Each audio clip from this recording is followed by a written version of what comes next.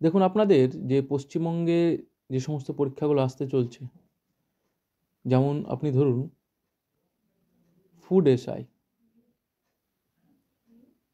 তারপরে ধরুন ওয়েস্ট বেঙ্গল পুলিশের সম্প্রতি একটা সম্ভাবনা আছে রিক্রুটমেন্ট হওয়ার। তারপরে আপনাদের ক্লার্কশিপ রয়েছে, তারপরে আপনাদের মিসলেনিয়াস রয়েছে। ঠিক আছে, তো যাই হোক, এই পরীক্ষাগুলোর জন্য আমি আজকে কয়েকটা গুরুত্বপূর্ণ অঙ্ক আমি দেখাবো তোমাদের। এগুলো আশা করি তোমাদের জেনে রাখা প্রয়োজন, এবং আশা করি তোমরা এগুলো প্র্যাকটিসও কোনো না কোনো জায়গায় করেছো। কিন্তু এগুলো আমি একটু ব্রড মেথডে দেখাবো, যেন তোমাদের এই অঙ্কগুলো যদি ট্রিক ভুলে গিয়েও থাকো, যেন অনায়াসে তোমরা করতে পারো। ঠিক আছে, তো দেখো, প্রথম আমি অঙ্কটা দেখেই তোমরা হাসতে লেগেছো নিশ্চয়ই, যে স্যার এটা কী করাচ্ছেন। এগুলো তো আমরা জানি, অবশ্যই জানো। তো একটু দেখে নাও, আমি একটু ব্রড প্রসেস এগুলোকে দেখাচ্ছি করার। দেখো, এই অঙ্কটা করার আগে আমি একটা জিনিস বলি, এটা বোঝার একটা ব্যাপার রয়েছে। দেখো, আমি লিখলাম এখানে 2.1/3। তার মানে কি জানো তো? 2.1/3 মানে হচ্ছে 2+1/3। বললেন স্যার কি বলছেন? হ্যাঁ দেখো, তোমাদেরকে দেখাচ্ছি। দেখো, এটা যদি এরকম করে করি তাহলে কত হচ্ছে? 3 দুগুণী 6 +1, তাহলে কত পেলাম? 7/3। এবার এইটাকে তুমি যদি আবার ভাগ করো তাহলে কত আসছে? 3 দুগুণী 6, 7 থেকে 6 বাদ গেলে 1, 2.1/3। দেখো, 2.1/3 আর এই 2.1/3 মানে কিন্তু 1। তার মানে কিন্তু এই যে পুরো একটা অঙ্ক 999তে যেটা রয়েছে, এইটা কিন্তু ঠিক আছে সেম এই 2.1/3 মতো। কেমন স্যার? দেখো, এটা হচ্ছে 2, এটা হচ্ছে 1, এটা হচ্ছে 3। মানে এই যে পুরো 999 প্লাস 995/999, এটা কিন্তু 2.1/3। একে গুণ করছে 999 দিয়ে। তার মানে এটাকে কি আমি এইভাবে লিখতে পারি না?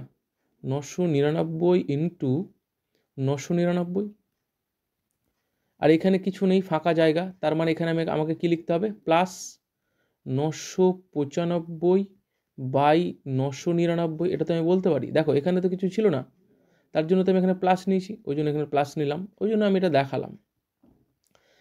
এবার এই 999 ইন্টু এখানেও কিন্তু তোমাদের কি হবে? 999 হবে। কারণ এটা পুরো যদি একটা সংখ্যা হয়, মিক্সড ফ্র্যাকশন হয়, 2.1/3 বা 999.995 বা 999 হয়, তাহলে এই 999কে দিয়ে যদি আমি গুণ করছি তাহলে পুরো সংখ্যাটাকেই করছি। ওই জন্য আমাকে এটাও করতে হবে, আবার এইটাও করতে হবে। আচ্ছা, এবার পরীক্ষাতে তো আমি এত বড় জটিল গুণ আমি করব না। তাহলে 999টাকে কি আমি এইভাবে লিখতে পারি? 1000 - 1। হ্যাঁ, লিখতে পারি। এবার এটাকে তুমি করে দাও মাল্টিপ্লাই বাই 999। ক্লিয়ার? এইবার দেখো, এই 999 আর এই 999 কেটে গেল, তাহলে তোমার কি পড়ে রইল? পড়ে রইল 995। দেখো, এই 999কে দিয়ে যদি আমি একে গুণ করি তাহলে কত পাবো? 999 তুমি 3টে লিখে দাও, মানে 3টে 9 লিখে দাও, আর 3টে শূন্য রয়েছে, 3টে শূন্য পাশে বসিয়ে দাও, মাইনাস বসিয়ে দিলাম। আবার একে যদি একে গুণ করি তাহলে কত আসবে? 999 প্লাস কত পেলাম? 995 পেলাম। চলো, এইবার দেখো, 999, 3টে শূন্য লিখলাম, মাইনাস কত হবে? 9 থেকে 5 বাদ গেলে কত হচ্ছে এখানে? 4। 999 থেকে যদি 995 বাদ দিই তাহলে হবে -4, কারণ এখানে -999 আছে, এটা বড় সংখ্যা, আর প্লাসে মাইনাসে মাইনাস। এবার এইটা থেকে যদি আমি 4 বাদ দিই তাহলে কত পাবো? 998996। এটা হচ্ছে তোমাদের অ্যান্সার। ক্লিয়ার? দেখো, পরীক্ষাতে কিন্তু যদি এই ধরনের অঙ্ক দেয়, বা এই অঙ্কটাই কিন্তু পরীক্ষাতে দেয়, আমার মতে বলে এই ফর্মুলা বেসড করতে না গিয়ে, অনেক সময় ফর্মুলা মাথায় থাকে না, এই যে উত্তর, এটাকে মুখস্থ করে রেখে দেওয়া আমার মনে হয় ভালো। আর যদি মনে করো না আমি ব্রড প্রসেস শিখে রাখবো, তাহলে তো আমি দেখিয়ে দিলাম তোমাদের 998, 996। ঠিক আছে? 10 থেকে 4 বাদ দিলে 6, হাতে গেলো 1, 10 থেকে 9, হাতে গেলো 1, 10 থেকে 1, হাতে গেলো 1, 8, ঠিক আছে। 998, 996, এটা মুখস্থ করে দেখবে, 998, 996, তাহলে তোমাদের কিন্তু খুব হেল্প হবে। আচ্ছা, আর একটা আমি গুরুত্বপূর্ণ তোমাদের আমি অঙ্ক দেখাচ্ছি, দেখো, চলো নেক্সট আর একটা অঙ্ক দেখিয়ে দিই। দেখো এই অঙ্কটা কিন্তু তোমরা হামেশাই পরীক্ষাতে মানে দেখেছো, বা এই পরীক্ষাটা দেয়, মানে এগুলো কি বলতো জনপ্রিয় অঙ্ক, এবং কোশ্চেনের কি বলতো একটা মাধুর্যতা বাড়ায় এইসব অঙ্ক। আমি বলবো এই অঙ্ক যেখানেই দেখবে এটারও কিন্তু তোমরা ফর্মুলা বেসড না গিয়ে ব্রড মেথডে শিখে রাখো, কাজে দেবে। আর যদি পারো তাহলে এটারও কিন্তু তুমি অঙ্ক মুখস্থ করে রেখে দিতে পারো, মানে অঙ্কটা নয়, যেটা অ্যান্সার সেটা তুমি কিন্তু মুখস্থ করে রেখে দেবে, ঠিক আছে। দেখো এই হচ্ছে তোমাদের অঙ্ক। প্রতিটি ক্ষেত্রেই তোমাকে কিন্তু এখানে কি করতে হবে, 999, দেখো কটা আছে, 1 2 3 4 5 6টা আছে, তাহলে 999 তুমি কমন নিয়ে নাও, এবং 6টা যেহেতু নিলে ইন্টু তাকে মাল্টিপ্লাই করো 6 দিয়ে। ক্লিয়ার? ওকে, ভেরি গুড। এইবার তুমি দেখো তোমার কাছে আমি কি বলেছিলাম, এই ফাঁকা জায়গা যদি থাকে তাহলে তোমার কি হবে, মিক্সড ফ্র্যাকশনের ক্ষেত্রে প্লাস।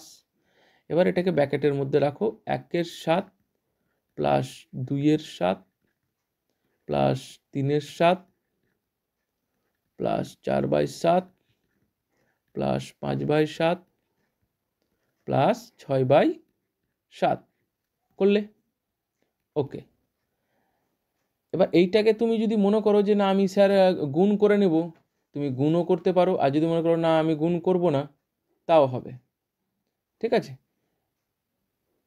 এবার এটাকেও তুমি 1000 - 1 × 6 করতে পারো, প্লাস এখানে দেখো কটা আছে, 1 2 3 4, আচ্ছা চলো 7 হবে এর এলসিএম, আর উপরগুলোকে যোগ করে নাও, 6 আর 5 11, আর 4 15, আর 3 18, 19 20 21, আর এটা তুমি এটা কেটে দাও, 3 7 21। ওকে, তাহলে দেখো এখানে হচ্ছে 6000 - 6 হবে এখানে, প্লাস 1 পেলাম।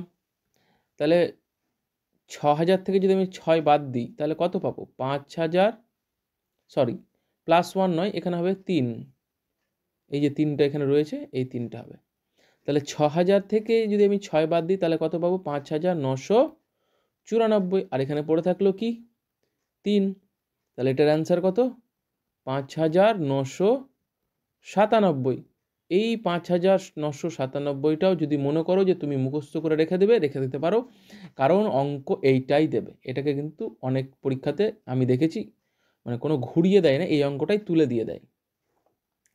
আচ্ছা, আর একটা অঙ্ক আমি দেখিয়ে দিই, তোমাদের খুব হেল্প হবে এবং দেখবে এগুলো মোটামুটি চলে আসে। নেক্সট আর একটা অঙ্ক আমি দেখাচ্ছি, সেটা হচ্ছে দেখো এই টাইপের অঙ্কগুলো তোমরা কিন্তু পাবে দেখতে। এখানে লিখলাম আমি 8, আবার একটা রুট দিলাম, আবার 8, আবার রুট দিলাম, আবার 8, আবার রুট দিলাম, আবার 8 দিয়ে, মানে এটা চলতেই থাকবে, dot dot dot dot dot dot dot dot dot গিয়ে এখানে একটা ইনফিনিটির একটা সিম্বল দেখতে পাবে। এবার বলো এটার অ্যান্সার কত হবে। এটার অ্যান্সার হবে 8। ইয়েস, এটার অ্যান্সার কিন্তু 8 হবে। কেন হবে আমি তা দেখাচ্ছি না, ব্রড প্রসেস হয়ে যাবে। অতএব এটা মাথায় রাখবে, যদি এখানে কোনো প্লাস মাইনাসের কোনো সাইন না থাকে, আর যদি এই সিম্বলটা থাকে ইনফিনিটি বা অসীমের, তাহলে এটার অ্যান্সার কী হয়ে যাবে, সবসময় 8 হয়ে যাবে। আচ্ছা, আর একটা আমি দেখিয়ে দিই। এখানে ধরো এই অঙ্কটা তোমাদেরকে দিল 6, এবার এখানে দিয়ে দিল প্লাস 6, আবার দিয়ে দিল প্লাস, আবার দিল 6, আবার দিল প্লাস, এরকম করে ধরো চলতেই থাকলো। Clear? Dot dot dot dot dot dot দিয়ে আবার এখানে তুমি দেখলে এই যে অসীম বা ইনফিনিটির সাইনটা, এটা থাকলো। ক্লিয়ার? আচ্ছা, এটা এইভাবে থাকবে না, আমি এটা করে দিই, ক্যান্সেল করে দিই, এরকম থাকবে, ঠিক আছে। তাহলে এটার অ্যান্সার কত হবে, এটার অ্যান্সার হবে 3। বলে স্যার কেন? দেখো 6কে যদি আমি ভাঙি তাহলে আমি কত পাবো, 6 × 6 পাবো, আর কি পাবো 3 দুগুণী 6 পাবো। আর কি কোনোভাবে 6 পাওয়া যায়? পাওয়া যায়। পাওয়া যায় কি? সরি, পাওয়া যায় না আর। আচ্ছা দেখো, 6কে 6-এর স্যার আপনি 1 কেন নিলেন না আর 6 কেন নিলেন না? মনে রাখবে, যখনই প্লাস বা মাইনাসের সাইন থাকবে, এখানে প্লাসের সাইন আছে, তার জন্য আমি কি নেব? বড় সংখ্যাটা নেব। 3 হচ্ছে কি? বড় সংখ্যা। ঠিক আছে? তাহলে এবার দেখো, বড় সংখ্যা এখানে 3, আর 3 আর 2 এর গ্যাপিং দেখো 1। ক্লিয়ার? এবং এরা কিন্তু পরস্পর মৌলিক। মাথায় রাখবে, আমি সবসময় যার গ্যাপ 1 হবে, যে দুটো সংখ্যার গ্যাপ 1 হবে সেইটাই আমি নিব। আর প্লাসের ক্ষেত্রে বড় সংখ্যাটা নিব। আচ্ছা স্যার, যদি এখানে মাইনাস থাকতো, তাহলে দেখো এখানে যদি মাইনাস থাকতো, এই যে প্লাসের জায়গায় যদি মাইনাস থাকতো, তাহলে আমরা কি নিতাম বলতো? তাহলে অ্যান্সার হতো আমাদের 2। এই 2টা হতো আমাদের কিন্তু ছোট সংখ্যা।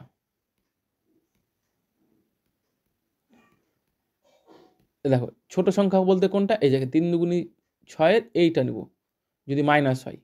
দেখো 3 দুগুণী 6, এরও কিন্তু গ্যাপ 1। তাহলে প্লাস থাকলে বড় সংখ্যা আর মাইনাস থাকলে ছোট সংখ্যা নেব। আচ্ছা, আরেকটা আরেকটা অঙ্ক আমি তোমাদের দেখিয়ে দিই। দেখো এই ধরনের ইউনিট ডিজিট এগুলো খুব মজাদার অঙ্ক এবং চোখে দেখলেই হয়ে যায়। তোমাকে আমি দিলাম, ধরো একটা অঙ্ক, যে 11 to the power 1 into 12 to the power 2 multiply by 13 to the power 3 into 14 to the power 4 into 15 to the power 5। এইবার বলল যে এর এককের ঘরের মান কত? এর এককের